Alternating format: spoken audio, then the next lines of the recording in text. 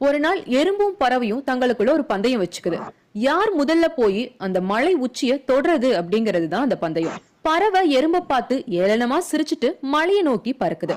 கொஞ்ச நேரத்திலேயே பறவை மலை உச்சிய தொட்டுருச்சு. மலை உச்சிக்கு போன பறவை மேல இருந்து கீழே இருக்கும் எறும்ப தேடுது.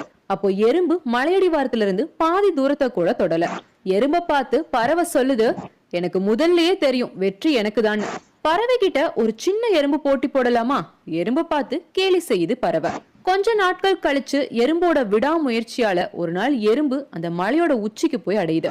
அப்போ அந்த பக்கமா மலையை கடந்து போன பறவை மலை உச்சியில இருக்கும் எறும்ப ஆச்சரியமா பாக்குது.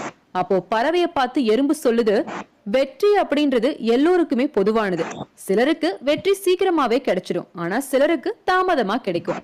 விடாமுயற்சியும் தன்னம்பிக்கையும் இருந்தாலே போதும், வெற்றி ஒரு நாள் எல்லோருக்குமே நிச்சயம்னு சொல்லிச்சான். எறும்பு சொல்றதும் சரிதானே?